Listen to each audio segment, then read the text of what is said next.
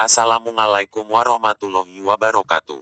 Halo, apa kabarnya para pemirsa yang masih setia dengan channel Kancah Militer? Di kesempatan yang baik ini channel Kancah Militer akan membahas tentang perebutan Laut Natuna Utara. Bicara soal Laut Natuna Utara, China sangat agresif untuk menguasai wilayah tersebut. Kita ketahui dari dulu China sangat ingin menguasai Laut Natuna Utara. Sudah berbagai cara dan upaya China untuk merebut wilayah itu dari Indonesia. Namun berbagai cara juga Indonesia mempertahankan wilayahnya itu.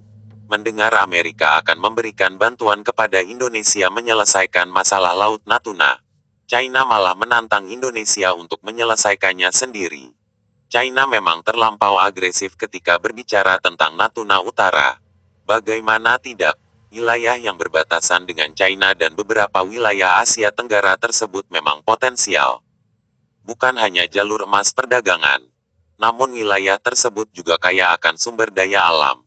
Itulah mengapa China melakukan segala upaya untuk mengklaim sebagian besar dari wilayah ini. Dilansir dari abc.net, militer China telah menjadi jauh lebih agresif dan berbahaya selama 5 tahun terakhir, kata seorang perwira tinggi militer AS saat mengunjungi Indonesia. Sebagai bagian dari perjalanan ke Indo-Pasifik, Ketua Kepala Staf Gabungan Mark Milley mengatakan, jumlah penyadapan oleh pesawat dan kapal China di kawasan Pasifik dengan AS dan pasukan mitra lainnya telah meningkat secara signifikan. Seperti halnya jumlah interaksi yang tidak aman.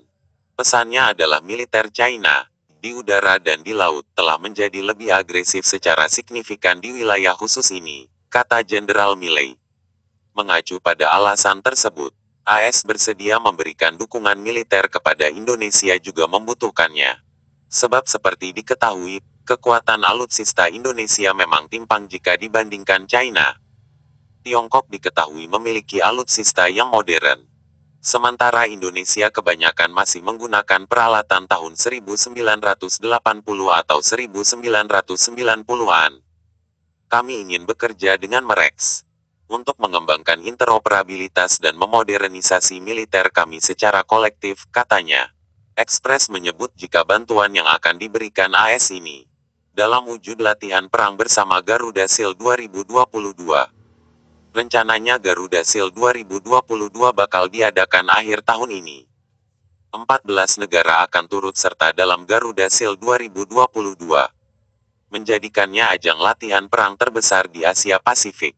China sendiri sedang mencoba menggagalkan bantuan atau kerjasama antara Indonesia dengan Amerika Serikat. Caranya adalah dengan bekerja sama dengan Iran.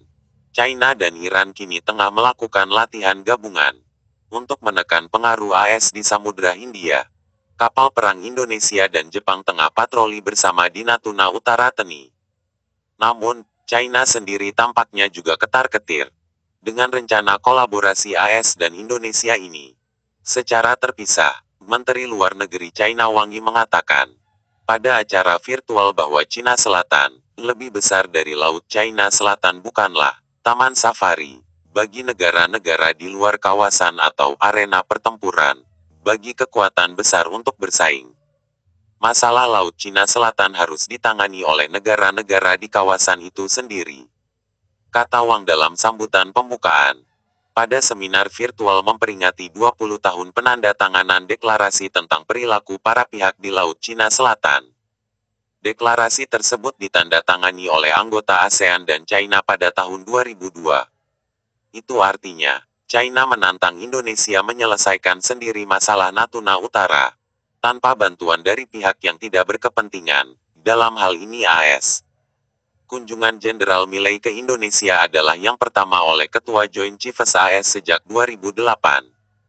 China telah mengutuk upaya AS untuk memperluas jangkauannya di kawasan itu. Menuduh Amerika mencoba membangun NATO Asia. Perjalanan Jenderal AS ke kawasan itu sangat terfokus pada ancaman China. Dengan rencana untuk menghadiri pertemuan Kepala Pertahanan Indo-Pasifik di Australia, di mana topik utama adalah peningkatan pertumbuhan militer China dan kebutuhan untuk menjaga keamanan di Pasifik.